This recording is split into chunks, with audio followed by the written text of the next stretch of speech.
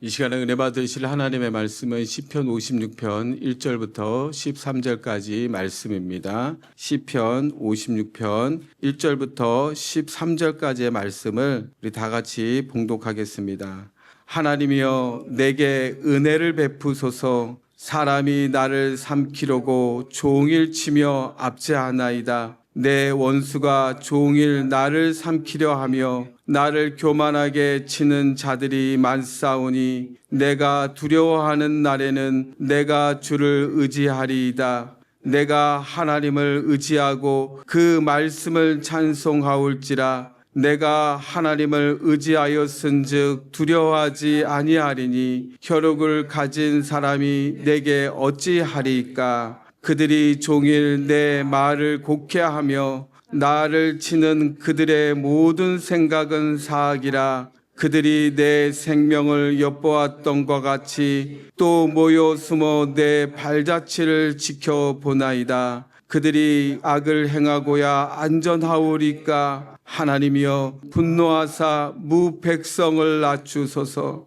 나의 유리함을 주께서 계수하셨사오니 나의 눈물을 주의 병에 담으소서. 이것이 주의 책에 기록되지 아니하였나이까. 내가 아뢰는 날에 내 원수들이 물러가리니 이것으로 하나님이 내 편이심을 내가 아나이다. 내가 하나님을 의지하여 그의 말씀을 찬송하며 야훼를 의지하여 그의 말씀을 찬송하리이다. 내가 하나님을 의지하였은즉 두려워하지 아니하리니 사람이 내게 어찌하리이까. 하나님이여 내가 주께 서운함이 있사온즉 내가 감사제를 주께 드리니 주께서 내 생명을 사망에서 건지셨음이라. 주께서 나로 하나님 앞 생명의 빛에 다니게 하시려고 실족하지 아니하게 하지 아니하셨나이까. 아멘.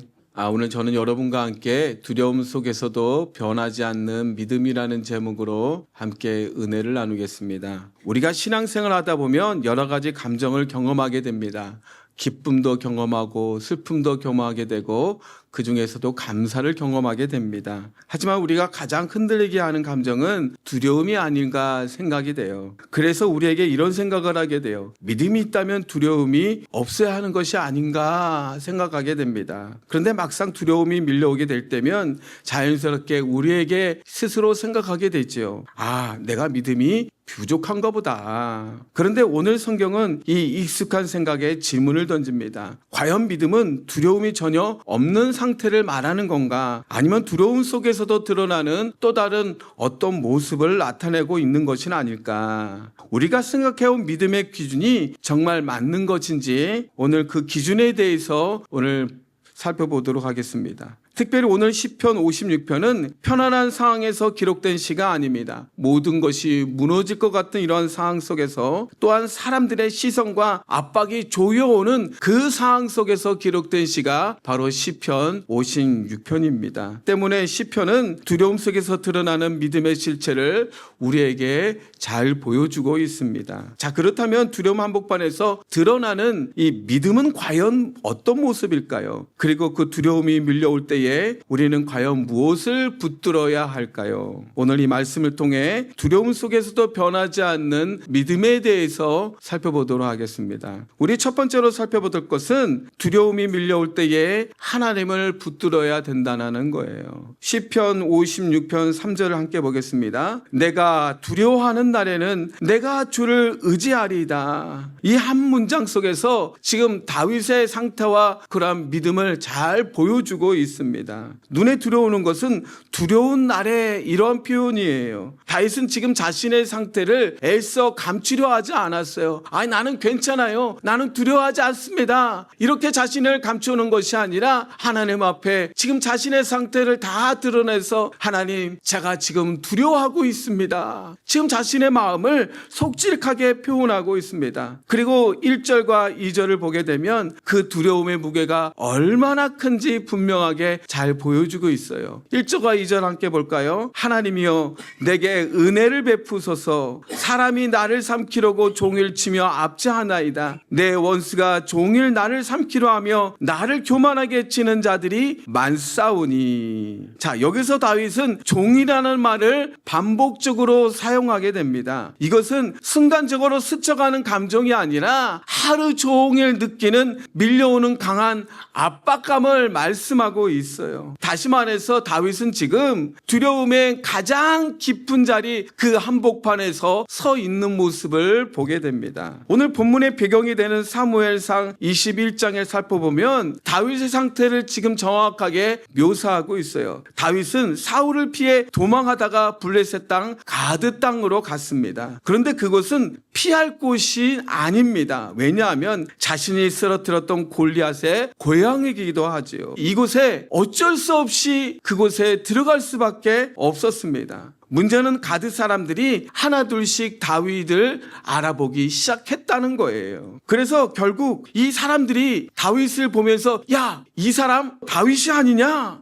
그러면서 이 말들이 점점 널리 퍼져가게 되었어. 결국에는 가드 왕의 귀까지 들어가게 되었던 것입니다. 아기스 종들이 이 아기스에게 말합니다. 이 사람은 이스라엘 사람들의 왕 다윗이 아닙니까? 여자들이 춤추면서 노래하기를 야, 사울이 죽인 사람은 천천히요, 다윗이 죽인 사람은 만만히로다. 그 노래하던 바로 그 사람입니다. 이렇게 왕에게 고했습니다. 다윗은 이 말을 듣고서 이 심정을 정확하게 얘기하고 있어요. 21장 12절의 말씀을 보니까 다윗이 이 말을 그의 마음에 두고 가드왕 아기스를 심히 두려워하여. 여러분, 다윗은 지금 생명을 위협받는 공포 속에 있는 모습을 보게 돼요. 숨이 꽉 들어차는 순간이었어요. 그 자리에서 다윗은 살아남기 위해서 침을 흘리면서 미치광이 행동을 하는 모습을 보게 됩니다. 그런데 바로 이 장면 속에서 나온 고백이 오늘 시편 56편 3절의 고백이에요. 내가 두려워하는 날에는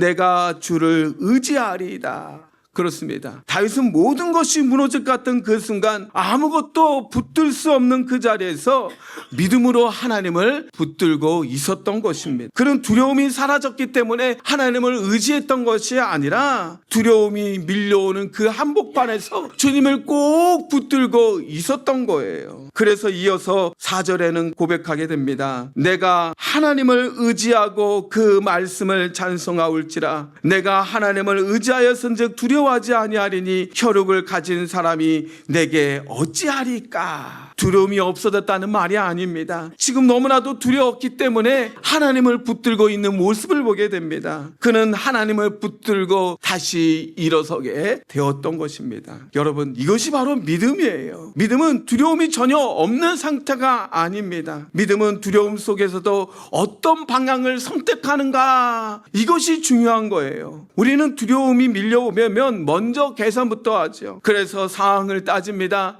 또한 사람을 의지하고 그리고 결과를 생각하게 됩니다. 그러나 다윗은 전혀 그렇게 하지 않았어요. 그는 두려움이 사라질 때까지 기다리지도 않았습니다. 두려움이 있는 바로 그 순간에 하나님만을 붙잡기 시작했다는 거예요. 내가 주를 의지하리이다. 이것이 바로 믿음인 거예요. 그러자 하나님은 그 중심이 흔들리지 않도록 다윗을 꼭 붙들어 주었던 것입니다. 그렇습니다. 두려움은 우리에게 항상 찾아옵니다. 경제적인 문제를 당했을 때에 우리 마음에 먼저 두려움이 찾아옵니다. 건강의 문제를 당했을 때에 우리 마음속에 두려움이 덜컥하고 찾아오게 돼요. 갈등이 생기게 되면, 인간관계 파괴가 되면 그 가운데서 우리 마음속에 두려워하게 됩니다. 그리고 내가 아무리 노력을 해도 길이 열리지 않고 상황이 더 나빠지기 시작하게 되면 야, 이제 나는 어떻게 해야 되나, 우리 마음속에 두려움이 밀려오기도 합니다. 그런데 여러분, 세상을 의지하지 마십시오. 우리를 붙잡아 주는 것은요, 사람도 환경도 내 능력도 지혜도 다 아닙니다. 오직 전능하신 하나님뿐이라는 것을 우리는 기억해야 되는 거예요. 이사야 41장 10절에 말씀합니다. 두려워하지 말라, 내가 너와 함께함이라. 놀라지 말라, 나는 내 하나님이 됨이라. 내가 너를 굳세게 하리라. 참으로 너를 도와 도와주리라. 참으로 나의 오른손으로 너를 붙들리라. 두려움이 있을 때에 우리가 하나님을 늘 바라보며 주님을 의지하며 나가게 되면 주님은 오른손으로 우리를 붙들어 주시는 것입니다. 우리가 하나님을 붙들면 우리는 절대 무너지지 않습니다. 그러므로 두려움은 누구에게 다가오고 있어요? 문제는 방향입니다. 두려움이 있을 때에 그 방향은 하나님께로 향하는 것임을 믿으시기를 바랍니다. 그럴 때에 하나님을 의지하는 것, 이것이 바로 믿음인 거예요. 오직 하나님만을 붙잡고 두려움 속에서도 흔들리지 않는 믿음의 사람들이 되기를 주님의 이름으로 축원합니다. 두 번째로 두려움 속에서도 흔들리지 않는 믿음은 사람들의 왜곡과 공격 속에서도 무너지지 않는 믿음이라는 거예요. 우리 5절과 6절을 함께 보겠습니다. 그들이 종일 내 말을 곡해하며 나를 치는 그들의 모든 생각은 사악이라. 그들이 내 생명을 엿보았던 것 같이 또 모여 숨어 내 발자취를 지켜보나이다. 이 말씀을 보면 다윗이 겪고 있는 이 고통이 이 단순히 두려움을 넘어섰다는 것을 우리는 짐작할 수가 있어요. 그는 단순히 위협을 느끼는 정도가 아니라 사람들의 말과 시선과 이러한 이 행동 속에서 아주 심한 공격을 받고 있었던 것을 알게 됩니다. 여기서 내 말을 곡해한다는 것은요, 비틀다 그리고 불쾌하게 여기다는 말입니다. 그러니까 다윗을 있는 그대로 보이지 않고 악의적으로 왜곡시켰다는 것을 보게 돼요. 아니 사실 그렇죠. 블레셋 사람들의 입장에서 다윗이 얼마나 원수 같겠습니까? 자신의 이 전쟁 영웅을 다 죽였던 그 원수 아닙니까? 실패를 맛보게 하고 수치를 맛보게 했던 장본인이 바로 다윗이었던 거예요. 그래서 다윗이 아기스에게 무슨 말을 하든지 사람들은 그 말을 왜곡시키면서 나쁜 쪽으로 해석하도록 만들었던 것입니다. 그리고 또 모여 숨어 내 발자취를 지켜보나이다. 블레셋 사람들은 다윗이 너무나도 미웠어요. 그들은 다윗이 그냥 피신해 온 것이 아니라는 사실을 믿고 있었습니다. 이스라엘의 첩자로 분명 올 것이었다. 분명히 우리를 공격하려고 어떤 중요한 정보를 캐내려고 첩자로 온 것이지 그가 어떻게 피난을 올 것인가, 이건 말이 안 된다. 그러면서 그 첩자의 증거를 잡기 위해서 다윗을 밤낮을 가리지 않고 세밀하게 늘 쫓아다니면서 그를 감시하고 있었던 것입니다. 이는 다윗을 해하려는 적들의 의지가 얼마나 적극적인지를 잘 보여주고 있습니다. 여러분, 이러한 상황을 보게 되면 다윗은 먼저 칼에 쓰러지는 것보다도 여러분, 이 사람들의 말과 시선과 그리고 행동 속에서 먼저 무너질 수 있다는 것을 우리는 알 수가 있습니다. 그럼에도 그는 무너지지 않았어요. 왜냐하면 그는 사람들의 해석보다 하나님의 시선을 더 중요시하게 여겼기 때문입니다. 우리의 삶도 이와 다르지 않아요. 우리는 살면서 수많은 말들을 들읍니다. 나의 선한 행동과 그리고 말이 때로는 오해로 다시 되돌아오기도 하지요. 사람들에게서 억울한 평가를 받기도 합니다. 전혀 의도치 않았지만 오히려 전혀 다른 방향으로 나에게 되돌아오는 경우도 참 많이 있습니다. 그리고 사람들이 그리고 SNS나 그리고 카톡이나 인터넷상에서 무분별하게 비난과 악성 루머를 퍼뜨리면 내 마음이 얼마나 무너지겠습니까? 어떤 분들은요, 이것 때문에 우울증을 앓습니다. 대인기피증도 여기게 됩니다. 그리고 혼자서 많은 눈물을 흘리는 사람들도 있습니다. 이런 말을 들으면 우리는 흔들리죠. 우리의 중심이 여러분 무너지기도 합니다. 이런 상황 속에서 성경은 우리를 향해서 말씀합니다. 사람들의 해석 속에 갇히지 마라. 어떠한 공격 속에서도 무너지지 말라고 말씀하고 있는 거예요. 그렇습니다. 믿음은 사람들이 나를 어떻게 보느냐 따라서 흔들리는 것이 믿음이 아닙니다. 믿음은요, 하나님이 나를 어떻게 보시는가, 바로 이것을 붙잡는 거예요. 시편 139편 1절로 2절에 보면 야훼여 주께서 나를 살펴보셨으므로 나를 아시나이다. 하나이다. 주께서 내가 앉고 일어섬을 아시고 멀리서도 나의 생각을 밝히 아시오며. 여러분, 하나님은 우리를 아주 세밀하게 살펴보시는 하나님입니다. 오히려 나 자신보다도 하나님이 우리를 더 잘 아십니다. 사람들은 모르지만 하나님은 우리를 정확하게 꿰뚫어 보십니다. 사람들이 나를 오해해도 하나님은 잘 아시지요. 사람들이 나를 왜곡해도 그러므로 여러분 너무 쉽게 흔들리지 마십시오. 그 말에 강하게 흔들려 와도 우리는 두려워할 필요가 없는 거예요. 우리 삶을 결정하는 것은 사람의 말이 아니라 하나님의 말씀인 거예요. 사람의 평가가 중요한 것이 아니라 하나님이 나를 어떻게 평가하고 있는가, 하나님이 나를 어떻게 보시는가, 이것이 더 중요한 거예요. 오늘 이 말씀을 붙들고 사람들의 왜곡과 공격 속에서도 우리는 흔들리지 않고 오직 주님만을 붙잡고 믿음으로 살아가게 되기를 바랍니다. 세 번째로, 여러분, 두려움 속에서도 흔들리지 않는 믿음은 원수가 아니라 하나님을 바라보는 믿음인 거예요. 8절로 11절의 말씀을 함께 보겠습니다. 나의 유리함을 주께서 계수하셨사오니 나의 눈물을 주의 병에 담으소서. 이것이 주의 책에 기록되지 아니하였나이까. 내가 아뢰는 날에 내 원수들이 물러가리니 이것으로 하나님이 내 편이심을 내가 아나이다. 내가 하나님을 의지하여 그의 말씀을 찬송하며 야훼를 의지하여 그의 말씀을 찬송하리이다. 내가 하나님을 의지하였은즉 두려워하지 아니하리니 사람이 내게 어찌하리이까. 자, 이 말씀을 보면 분명한 변화가 보입니다. 앞에서는요, 계에서 원수에 대한 이야기였습니다. 원수가 나를 삼킵니다. 원수가 나를 곡해합니다. 원수가 나를 쫓아옵니다. 그런데 여기를 보니까 시선이 완전히 다른 방향으로 바꾸는 것을 보게 됩니다. 이제는 원수를 말하지 않고 하나님을 고백하는 장면이 나오게 됩니다. 여러분, 여기서 중요한 것이 있다면 다윗은 환경이 전혀 바뀌지 않았다는 사실이에요. 그는 여전히 블레셋 땅 가드에 있었습니다. 여전히 사람들을 그 시를 의심하고 있었습니다. 언제라도 위험이 닥칠 수 있는 상황이었습니다. 겉으로 보면 아무것도 나아진 것이 없어요. 그런데 바뀐 것이 있습니다. 그것이 바로 다윗의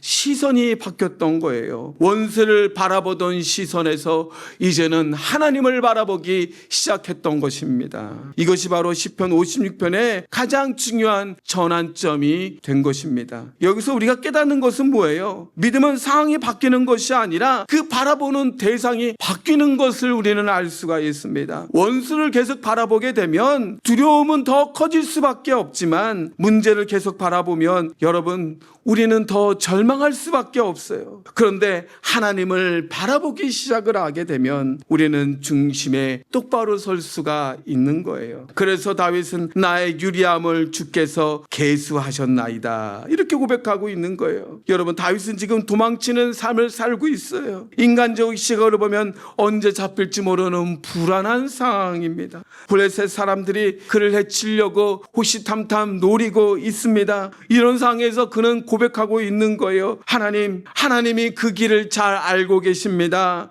주여 나의 눈물을 주의 병에 담아 주시옵소서. 여러분, 사람들은 그의 눈물을 보지 못하지만 하나님은 그의 눈물을 하나둘씩 다 기억하고 계십니다. 이 얼마나 놀라운 고백이 아닐 수 없어요. 사람들은 다윗을 위험한 존재로 알고 있지만 하나님은 그의 눈물을 다 기억하고 계셔요. 사람들은 다윗을 판단하지만 하나님은 다윗을 이해하고 있습니다. 그래서 다윗은 더 이상 원수를 바라보지 않습니다. 하나님을 바라봅니다. 믿음으로 주님을 바라보며 고백합니다. 하나님이 내 편이심을 내가 압니다. 이 고백은 상황이 좋아졌기 때문에, 사람들이 나를 이제 공격하지 않았기 때문에 한 고백이 아닙니다. 그는요, 여전히 상황은 그대로이지만 하나님을 바라보기 시작을 한 거예요. 하나님을 하나님을 바라보기 시작하니까 그는 확신한 믿음 속에 굳게 서 있게 된 것입니다. 하나님, 나는 확신합니다. 하나님이 나를 대신하여서 싸우고 계심을 나는 믿습니다. 그는 이렇게 고백하고 있는 것입니다. 여러분, 우리의 삶도 마찬가지예요. 우리는 너무나도 쉽게 원수를 바라볼 때가 많이 있어요. 문제를 바라보고 상황을 바라보고 사람을 바라봅니다. 그래서 점점 마음이 더욱더 무거워지게 됩니다. 그러나 오늘 말씀은 원수가 아니라 하나님을 바라보라고 말씀합니다.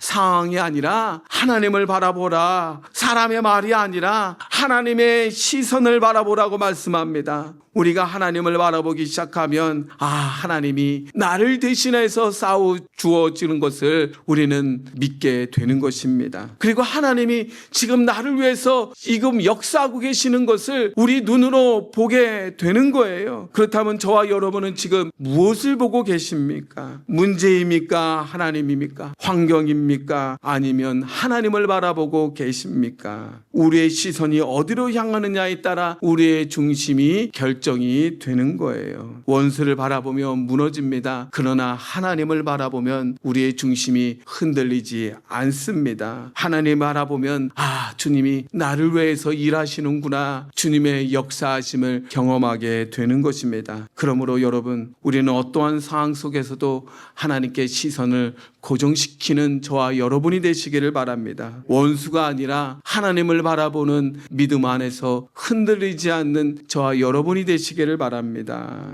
마지막으로 우리 두려움 속에서도 흔들리지 않는 믿음은 아직 끝나지 않았어도 먼저 감사하는 믿음입니다. 12절과 13절을 함께 보겠습니다. 하나님이여, 내가 주께 서원함이 있사온즉 내가 감사제를 주께 드리리니 주께서 내 생명을 사망에서 건지셨음이라. 주께서 나로 생명의 빛 안에서 하나님 앞에 다니게 하시려고 실족하지 않게 하지 아니하셨나이까. 자, 여기서 한 가지 눈에 띄는 표현은 건지셨다, 이런 표현이에요. 그는 이미 이루어진 것처럼 고백하고 있어요.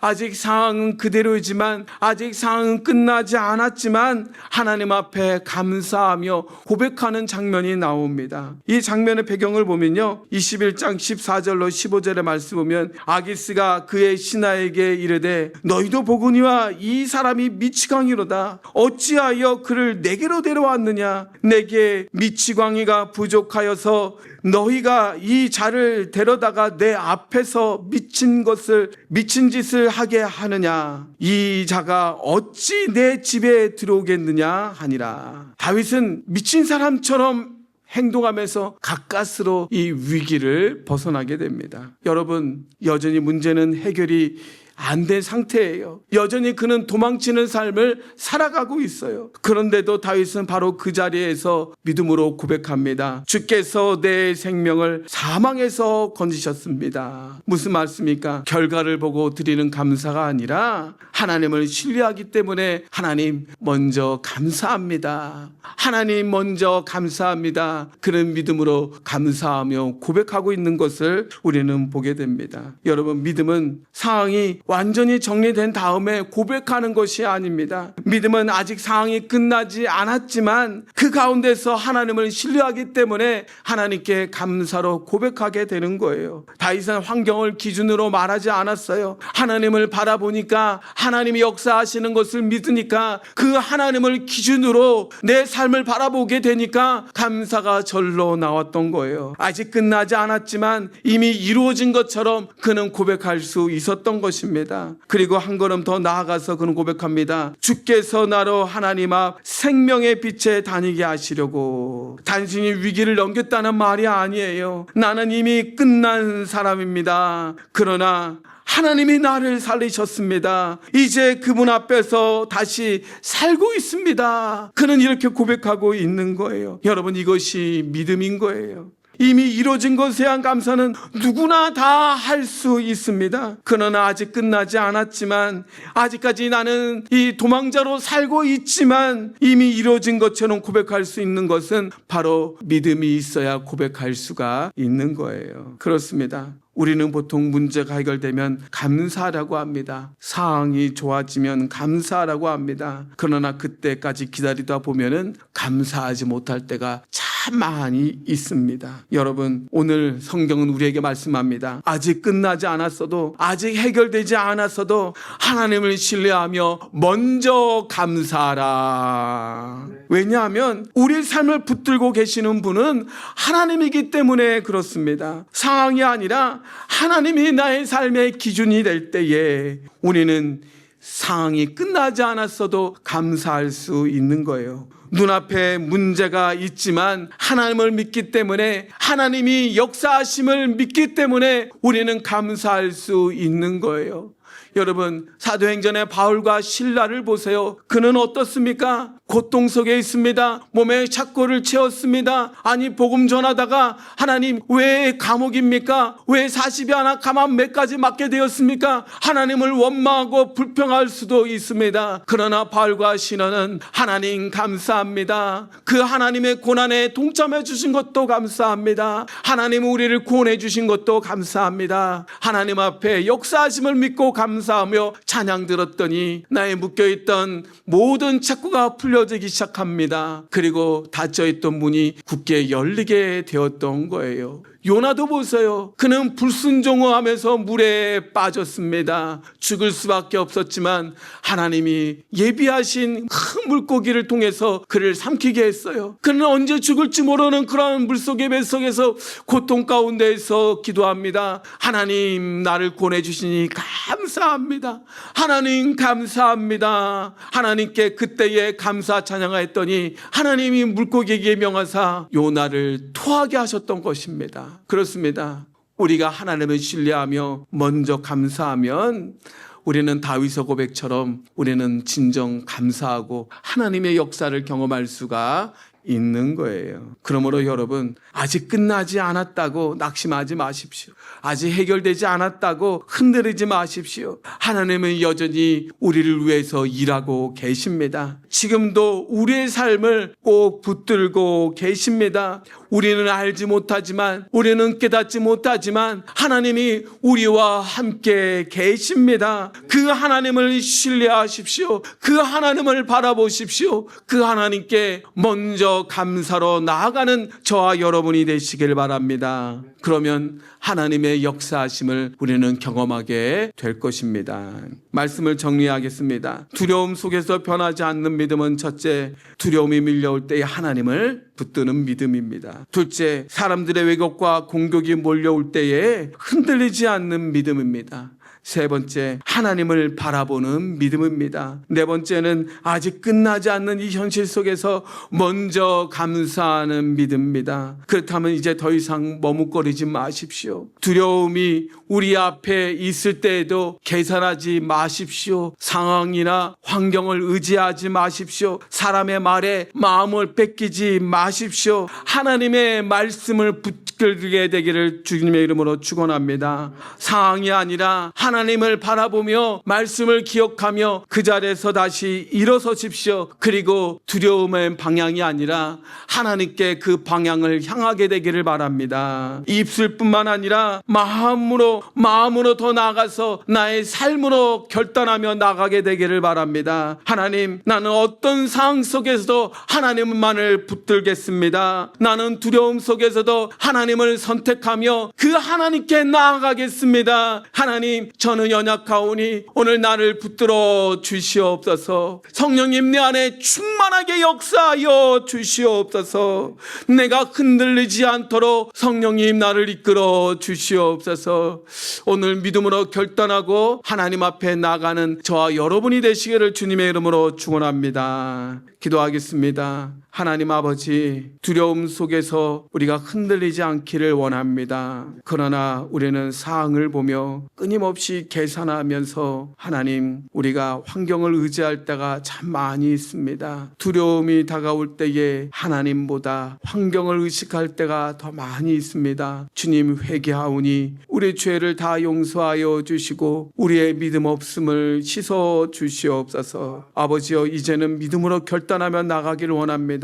두려움이 오는 그 순간에 하나님 앞에 솔직하게 고백하며 믿음으로 하나님께 향할 수 있도록 도와주시옵소서. 그 주님만을 붙들고 살아갈 수 있도록 도와주시옵소서. 예수님의 이름으로 기도합니다. 아멘.